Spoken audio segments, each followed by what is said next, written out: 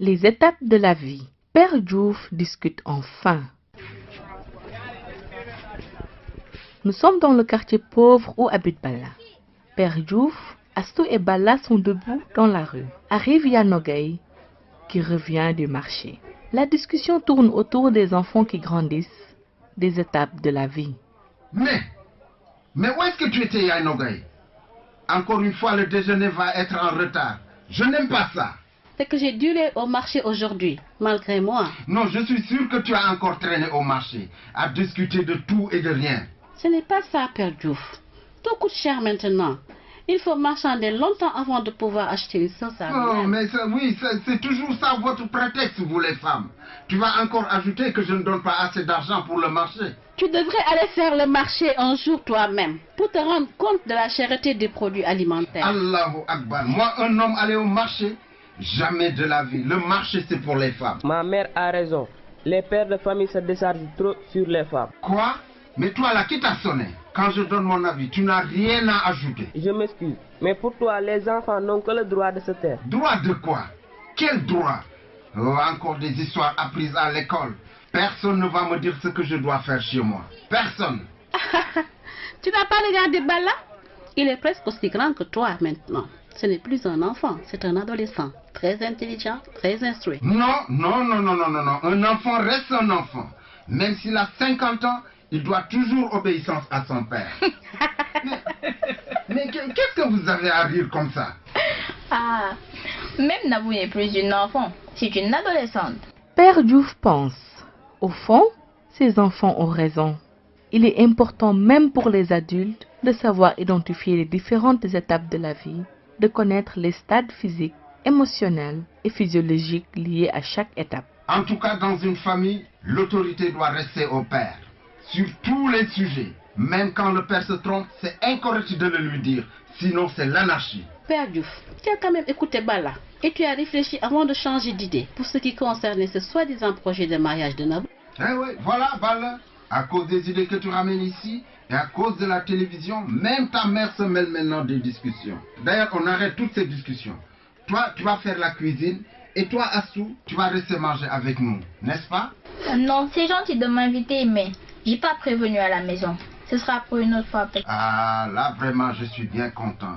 L'enfant doit toujours avoir l'aval de ses parents pour tout ce qu'il fait. Père Diouf pense. J'aime bien faire semblant d'être un ignorant pour toujours pousser en avant la discussion avec les enfants. Assou, est-ce que ton père fait comme le nôtre? Est-ce qu'il regarde si on s'est bien lavé les mains avant de manger? Nous mangeons la plupart du temps avec des cuillères, des fourchettes. Mais n'empêche, on se lave toujours les mains. Mais avec la cuillère, on ne peut pas bien apprécier le goût des aliments. Vous pouvez rire si vous voulez. Mais chez moi, on mange autour du bol. Les mains bien lavées. Mon père, lui, exigeait que les enfants tiennent le bol pour qu'ils ne bougent pas surtout. Il devait aussi attendre que les adultes se servent d'abord en viande, en poisson, en légumes, avant de se servir à leur tour.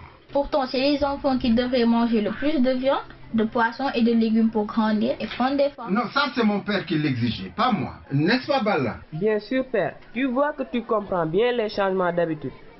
Même si tu fais semblant d'être toujours contre. Mais pourquoi pensez-vous que les parents ne connaissent jamais rien? Les parents s'occupent de vous, vous apprennent tout, depuis que vous êtes de tout petits bébés. Mère Nogay pense. Les parents doivent continuer de veiller sur les enfants quand ils sont dans l'adolescence, la jeunesse. Parfois, quand ils se sentent grandis, ils pensent qu'ils n'ont plus besoin de nous. Le rôle des parents change alors, mais nous devons toujours être à leur côté. Au centre ado, la conseillère nous a parlé de tout ça, de l'importance des parents dans toutes les étapes de la vie de l'enfant. Père Diouf pense. Oh, la naissance d'un enfant. Il n'y a rien de plus beau pour un père et pour une mère. Quel bonheur! Dès la naissance, les parents tiennent le futur de leur enfant entre leurs mains. Quelle responsabilité! Tout cela, il n'y a aucun mal à en parler. Par exemple, Nabou et moi sommes en pleine adolescence, une étape très importante de notre vie, parce que c'est la période où nous connaissons le plus de changements, de façon d'être. Mais pourquoi très importante? L'adolescence, c'est surtout la puberté, et chez nous les filles, ce sont les grands changements dans notre corps. Dans notre esprit aussi, notre façon de voir les choses.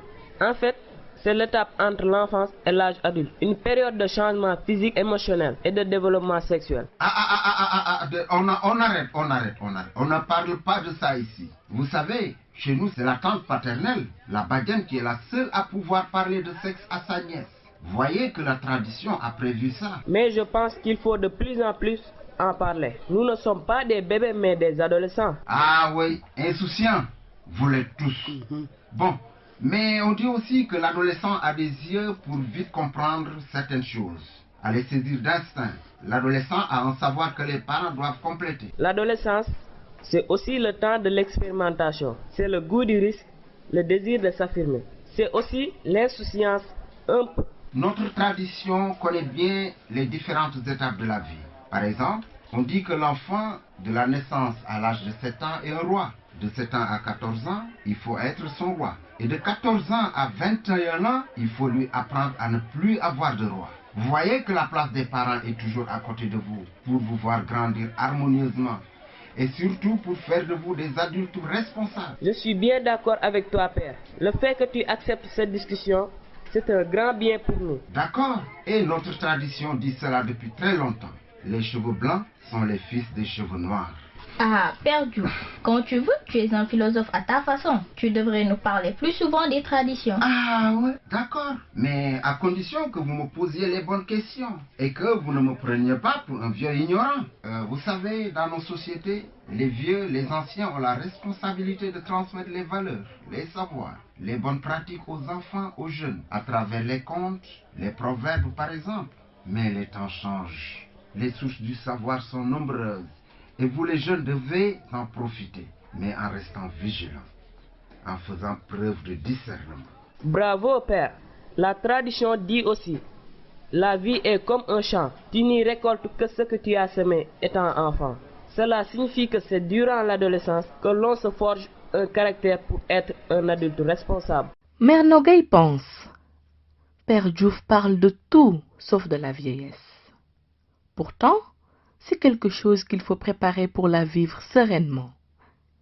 La ménopause pour la femme et l'andropause pour l'homme sont des moments difficiles à passer, mais c'est la nature.